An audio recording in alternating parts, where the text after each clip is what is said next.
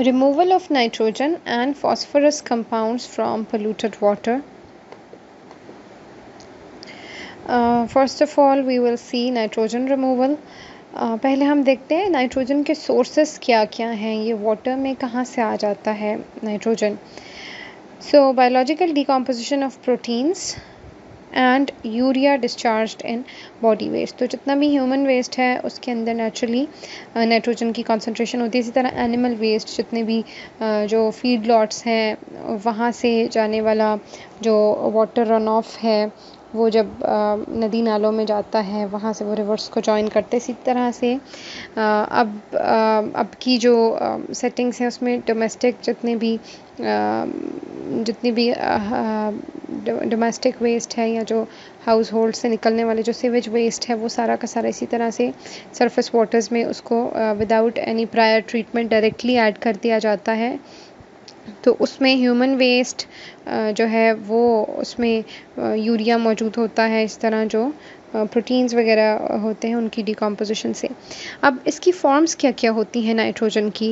हमने कहा कि सोर्सेस तो देख लिए इसके कि प्रोटीन की डिकम्पोजिशन से आ रहा है या जो बॉडी वेस्ट है वहाँ से ये आ रहा है. लेकिन ये किन फॉर्म्स में प्रेजेंट होता है. तो ऑर्गेनिक नाइट्रोजन की फॉर्म में और अमोनिया की फॉर्म में.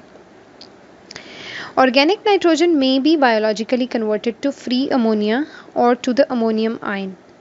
अब ऑर्गेनिक नाइट्रोजन जो है वो बायोलॉजिकली यानी माइक्रो ऑर्गेनिजम्स उनको कन्वर्ट कर देते हैं फ्री अमोनिया में या फिर अमोनियम आयन में. Ammonia will be oxidised to nitrate in the presence of oxygen. अच्छा, उसके बाद क्या होता है कि पहले ये अमोनिया में या अमोनियम आयन में कन्वर्ट हो गया, उसके बाद इसकी ऑक्सीडेशन हो जाती है in the presence of oxygen. ये कन्वर्ट हो जाता है into nitrate NO3. Because of oxygen demand exerted by ammonia, removal of ammonia may be required. If you remember जो हमने लेक्चर पढ़ा था वाटर क्वालिटी पैरामीटर्स का, उसमें हमने बायोलॉजिकल ऑक्सीजन डिमांड पढ़ी थी BOD. और उसमें हमने कहा था कि जितना ज़्यादा माइक्रो ऑर्गेनिजम्स जो हैं वो डिकम्पोज करेंगे ऑर्गेनिक वेस्ट को तो उससे वो ऑक्सीजन को यूटिलाइज़ करेंगे. सो लिहाजा हमने कहा कि जो ह्यूमन वेस्ट आ रहा है या जो प्रोटीन्स वगैरह पानी में आ रही हैं उनसे जो है वो अमोनिया बन जाता है. और अमोनिया जो है उसको उसकी जो है वो कन्वर्जन होगी इनटू नाइट्रेट. यहाँ पर दैट मीन्स के प्रेजेंस ऑफ ऑक्सीजन, तो ऑक्सीजन यूटिलाइज होगी इस पूरे प्रोसेस में. सो क्या है कि अगर हमारे पास नाइट्रोजन जो है वो ज़्यादा ऐड हो रहा है वाटर के अंदर, उसका वेस्ट ज़्यादा आ रहा है, तो यहाँ पर ऑक्सीजन की डिमांड जो है वो बढ़ती जाएगी बाय अमोनिया, ताकि वो जो है उसकी क्योंकि उसकी कन्वर्जन हो रही होगी ना इनटू नाइट्रेट्स. तो इसलिए अमोनिया का रिमूवल वाटर से बहुत ज़्यादा ज़रूरी है. अदरवाइज़ आपका जो डिज़ोल्व्ड ऑक्सीजन है पानी में से वो कम होता जाएगा. सो इसके लिए जो प्रोसेसेस हैं वो क्या क्या हैं. The most common processes for removing ammonia from waste water are first one is air stripping and second one is nitrification, denitrification. पहले हम देखते हैं कि एयर स्ट्रिपिंग में क्या होता है. Air stripping operations consist of converting ammonium to the gaseous phase and then dispersing the liquid in air, thus allowing transfer of the ammonia from the waste water to the air. अगर हम पिछली slide में चले जाएं और उसमें हम देखें, हमने फर्स्ट पॉइंट में देखा कि हमारे पास जो ऑर्गेनिक नाइट्रोजन है वो बायोलॉजिकली कन्वर्ट हो जाता है इनटू फ्री अमोनिया. तो यहाँ पर अगर हम नेक्स्ट स्लाइड में देख लें तो यहाँ पर एयर स्ट्रिपिंग में वो सिंपली जो हमारे पास अमोनियम में जो कन्वर्जन हो रही है, ठीक है, उसी को वो गैशियस फेज़ में करके तो उसको वाटर में से सिंपली एयर में एंटर कर देंगे और इस तरह से रिमूव कर दिया जाएगा. सिंपल इसी मेथड को यूज़ कर रहे हैं कि आपने कन्वर्ट करना है अमोनियम जो कि डिज़ोल्व्ड फॉर्म में है उसके अंदर पानी के अंदर, उसको गैशियस स्टेट में कन्वर्ट कर देना है. अब वो कैसे कन्वर्ट होगा, उसके लिए वाटर की pH जो है उसको 11 पर लेकर जाया जाता है। That means towards basic pH इसकी लेकर जाया जाता है, क्योंकि 7 पर न्यूट्रल पीएच है और 7 से नीचे एसिडिक होती है और 7 से ऊपर जब हम जाते हैं तो वो बेसिक है। सो एयर स्ट्रिपिंग में क्या है, उस जो डिज़ोल्व्ड अमोनियम है उसको गैसियस फॉर्म में कन्वर्ट करने के लिए वाटर का जो पीएच है उसको 11 पर ले जाया जाता है for complete conversion to ammonia, ताकि वो अमोनिया की फॉर्म में कन्वर्ट हो जाए, गैसियस अमोनिया में। PH adjustment is necessary prior to air stripping. तो पीएच एडजस्टमेंट के लिए इसमें लाइम, कैल्शियम हाइड्रोक्साइड जो है वो यूज़ किया जाता है, ताकि उसकी पीएच जो है वो ज़्यादा करके 11 पर लाया जा सके। ये एक इमेज है जहाँ पर आप देख सकते हैं एक जो एयर स्ट्रिपिंग जो टैंक है या टावर है, जहाँ पर सिंपली अमोनिया जो है उसको गैसियस फॉर्म में कन्वर्ट करके तो रिमूव किया जाता है। यहाँ पर अगर आप देखें तो वाटर इनलेट आपको नज़र आ रहा है ऑन द लेफ़्ट साइड, और जो है वहाँ से डिस्ट्रीब्यूशन सिस्टम के थ्रू वो उसको वाटर को डिस्पर्स किया जाता है, और एक राइट साइड पर एक एयर इनलेट है और वहाँ से एयर बॉटम से एंटर होकर वो टॉप से एयर आउटलेट से निकल रही है। सो क्या होगा कि ये जो वाटर की पीएच है वो 11 पर ऑलरेडी की होगी बाय एडिशन ऑफ लाइम। तो क्या होगा कि जब ये एयर पास होगी तो वो अपने साथ ये गैसियस अमोनिया को लेकर टॉप का जो एयर आउटलेट है वहाँ से वो निकल जाएगी।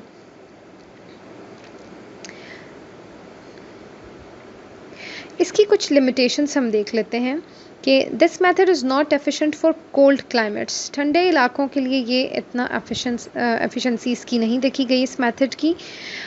सेकंड जो इसका एक डिसएडवांटेज है वो ये है कि इस पूरे मेथड में नॉइज़ पोल्यूशन बहुत ज़्यादा क्रिएट होती है, क्योंकि उसमें वाटर डिस्पर्स किया जा रहा है, उसमें एयर आप इनलेट से ऐड कर रहे हो। एयर पोल्यूशन का एक और जो एक बहुत बड़ी इसकी लिमिटेशन है, क्योंकि अमोनिया आप वाटर से तो रिमूव कर लेते हैं, लेकिन आप उसको गैसियस फेज में करके आप उसको डायरेक्टली एयर में आप उसको ऐड कर रहे हैं, तो दैट मीन्स कि आपकी एयर अब पोल्यूट हो जाएगी विद अमोनिया।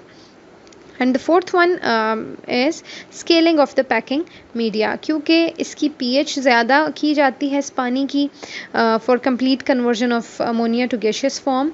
तो उसमें क्या होता है, हमने वाटर क्वालिटी पैरामीटर्स में पढ़ा है कि अगर पीएच वाटर की ज़्यादा होगी तो क्या होगा कि जिस भी कंटेनर में वो होता है उसके ऊपर जो एक जो स्केलिंग है, या एक जो उसके ऊपर एक लेयर सी जो है वो आना शुरू हो जाती है, इनक्रस्ट होना शुरू हो जाती है। तो this is another limitation of air stripping method. अच्छा जी, नेक्स्ट अगर हम देखें जो दूसरा इसका मेथड है नाइट्रोजन रिमूवल का, वो है नाइट्रिफिकेशन डीनाइट्रिफिकेशन का जो प्रोसेस है उसको यूज़ करना। नाइट्रिफिकेशन डीनाइट्रिफिकेशन नेचुरली हमारी इन्वायरमेंट में होता है मौजूद। अगर हम नाइट्रोजन साइकिल को स्टडी करें तो इसमें ये सारे स्टेप्स वही हैं जो नाइट्रोजन साइकिल में मौजूद होते हैं। तो इसमें एग्जैक्टली वही जो नेचुरल माइक्रो ऑर्गेनिजम्स हैं, जो बैक्टीरिया होते हैं, जो डीनाइट्रीफाइंग या नाइट्रीफाइंग बैक्टीरिया है, उन्हीं को यूज़ करते हुए हम इसमें उसको कन्वर्ट कर लेते हैं डिफरेंट। उसमें हम इसको स्टेप बाय स्टेप देखते हैं कि हम इसमें करेंगे क्या। नाइट्रिफिकेशन पहला स्टेप होगा इसमें, और दूसरा स्टेप होगा denitrification. So ammonia can be converted to gaseous nitrogen by biological process. Simply इसमें हमने जो माइक्रो ऑर्गेनिजम्स हैं उनको यूज़ करते हुए अमोनिया को कन्वर्ट कर देना है इनटू गैसियस नाइट्रोजन, और gaseous nitrogen is safe, it's not toxic. तो इसलिए अनलाइक एयर स्ट्रिपिंग में तो एयर पोल्यूशन हम कॉज कर रहे थे, लेकिन यहाँ पर वो एक सेफ प्रोडक्ट में हम उसको कन्वर्ट कर रहे हैं, जो कि फिर एयर में अगर जाती है तो वो एयर को पोल्यूट नहीं करती है। तो biological conversion of ammonia to nitrogen gas is not a direct process but consist of 2 separate steps. पहले में सिंपली नाइट्रिफिकेशन होगी कि जो अमोनियम है उसको जो है वो कन्वर्ट किया जाएगा नाइट्राइट में। अगेन फिर फर्दर उसकी कन्वर्जन होगी इनटू नाइट्रेट, और फिर डीनाइट्रिफिकेशन के थ्रू जो डीनाइट्रिफाइंग बैक्टीरिया है वो उस नाइट्रेट को कन्वर्ट कर देगा इनटू गैसियस नाइट्रोजन। अगर आप राइट साइड पर ये जो पूरी एक साइकिल है इसको अगर आप देख लें तो इसमें आपको बहुत क्लियर है कि पहले स्टेप में अमोनियम से जो है वो नाइट्राइट में कन्वर्जन हो रही है NO2 में, उसके बाद NO3 नाइट्रेट में, और अगर आप देखें तो इन एरोस के साथ ऑक्सीजन नज़र आ रहा है, दैट मीन्स कि ये एरोबिक कंडीशंस में होगा। और जो डीनाइट्रीफाइंग बैक्टीरिया है वो फिर एनारोबिक कंडीशंस में रिमूवल करेगा ऑक्सीजन का और फिर नाइट्रोजन में कन्वर्ट कर देगा नाइट्रेट को। अच्छा, अब हम बारी बारी एक एक स्टेप को देख लेते हैं कि नाइट्रिफिकेशन में क्या होगा। In this step ammonia is oxidised to nitrate in aerobic conditions. जैसा कि मैंने पहले भी बताया कि in the presence of oxygen जो है वो ऑक्सीडाइज होगा ammonia into nitrate. The organisms responsible for nitrification are the autotrophic bacteria, जिसमें कि आ जाती हैं दो एग्जाम्पल्स हैं, नाइट्रोबैक्टर और Nitrosomonas. Nitrification can be accomplished in both suspended culture and attached culture reactors। इसमें दो किस्म के reactors यूज़ होते हैं nitrification के लिए, suspended culture reactor या फिर attached culture reactor। अच्छा, denitrification which is the second step, जिसमें हमने सिंपली नाइट्रेट जो है उसको कन्वर्ट कर देना है इनटू नाइट्रोजन गैस। अच्छा, अब इसमें क्या होगा, the organisms responsible for denitrification are facultative heterotrophic bacteria. ये जो हैं ये हीट्रोट्रॉफिक हैं, ये ऑटोट्रॉफिक नहीं हैं। तो ये जो है in the absence of oxygen ये काम करेंगे। So for reduction to occur, अब यहाँ पर ऑक्सीडेशन नहीं हो रही, यहाँ पर रिडक्शन होगी, नाइट्रेट की रिडक्शन होगी, इसमें से रिमूवल ऑफ ऑक्सीजन होगा। ठीक है, रिमूवल ऑफ ऑक्सीजन होगा तो नाइट्रेट से कन्वर्जन हो जाएगी इनटू नाइट्रोजन गैस। तो यहाँ पर जो DO है, डिज़ोल्व्ड ऑक्सीजन है, उसका लेवल 0 होना चाहिए या नियर 0, क्योंकि जब तक ऑक्सीजन प्रेजेंट होगी तब तक उसकी रिडक्शन हो नहीं सकती है from nitrate to nitrogen gas.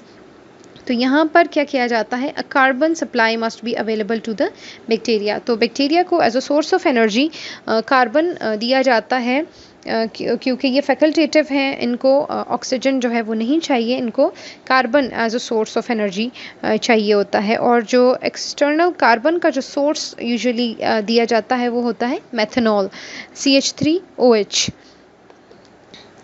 अच्छा जी, तो अब सेकंड हमने जो देखना है वो फॉस्फोरस रिमूवल है। हमने नाइट्रोजन का देख लिया कि नाइट्रोजन को किस तरह से, दो उसके मेथड्स हैं, एक एयर स्ट्रिपिंग हमने देखा और एक हमने नाइट्रिफिकेशन डीनाइट्रिफिकेशन देख लिया। अब हम फॉस्फोरस का रिमूवल देखते हैं कि फॉस्फोरस जो है वो किस तरह से हम वाटर में रिमूव करते हैं। पहले हम इसके सोर्सेज एंड फॉर्म्स देख लेते हैं। फॉस्फोरस यूजुअली 3 फॉर्म्स में एग्जिस्ट करता है वाटर के अंदर। फर्स्ट वन है ऑर्गेनिकली बाउंड फॉस्फोरस। ये ऑर्गेनिक फॉर्म है, सिंपली जिस फॉर्म में हमारा फूड वेस्ट या ह्यूमन बॉडी से जो वेस्ट निकलता है वो, ये जो डिकम्पोजिशन से पहले जिस फॉर्म में वो मौजूद है, ऑर्गेनिकली बाउंड फॉस्फोरस ये वो होगा। इसी की जब डिकम्पोजिशन हो जाती है इसी ह्यूमन वेस्ट और फूड वेस्ट की, तो तब ये कन्वर्ट हो जाता है इनटू ऑर्थोफॉस्फेट्स। तो जो दूसरी फॉर्म है ऑर्थोफॉस्फेट्स की, वो तो यही जो पहली फॉर्म है उसी की कन्वर्जन से बन जाएगी, बायोलॉजिकल डिकम्पोजिशन से बन जाएगी। जो तीसरी एक फॉर्म है फॉस्फोरस की, वो है पॉलीफॉस्फेट्स। ये सिंथेटिक जो डिटर्जेंट्स हैं ये उनमें मौजूद होते हैं, और जो पॉलीफॉस्फेट्स हैं ये भी अगर वाटर में मिक्सअप हो जाएं तो हाइड्रोलाइज होने के बाद ये भी कन्वर्ट हो जाएंगे इनटू ऑर्थोफॉस्फेट्स। तो यहाँ पर अगर हम देखें तो हमारे जो ऑर्गेनिकली बाउंड फॉस्फोरस हैं वो भी नेचुरली बायोलॉजिकल डिकम्पोजिशन से ऑर्थोफॉस्फेट्स में कन्वर्ट हो रहे हैं, और पॉलीफॉस्फेट्स जो हैं वो भी हाइड्रोलिसिस के थ्रू वाटर में ब्रेक डाउन होने के बाद वो भी नेचुरली कन्वर्ट हो जाते हैं इनटू ऑर्थोफॉस्फेट्स। तो यहाँ पर जो एक प्रिंसिपल फॉर्म जो हमारे पास जो कि जिसके लिए हम कंसर्न हैं वो होगी ऑर्थोफॉस्फेट्स, जिसका हमने रिमूवल करना होगा। Thus the principal form of phosphorus in wastewater is assumed to be orthophosphates। अब इसकी जो रिमूवल है वो केमिकल प्रेसिपिटेशन के थ्रू किया जाता है। उसमें क्या किया जाता है, सॉल्ट्स ऑफ आयरन और एल्यूमिनियम यानी एल्यूमिनियम सल्फेट या फिर फेरिक क्लोराइड, ये दो ऐसे सॉल्ट्स हैं जिनको यूज़ किया जाता है। आयरन या एल्यूमिनियम के जो सॉल्ट्स हैं इनको ऐड किया जाता है इस पर्पस के लिए, और इससे क्या होता है कि स्लाइटली एसिडिक पीएच पर क्या होगा कि ये जो ऑर्थोफॉस्फेट्स हैं ये कंबाइन हो जाएंगे इन सॉल्ट्स के साथ। जो ट्राईवैलेंट एल्यूमिनियम और आयरन केटाइंस हैं वो इनके साथ कंबाइन होकर एक प्रेसिपिटेट बना लेंगे और वो सेटल डाउन हो जाएंगे at the bottom of the tank और कंटेनर, और जो जो वाटर है वो सिंपली आप उसको टॉप से रिमूव कर लेते हैं, which is now phosphorus free. So that was all. Thank you. Thanks for watching.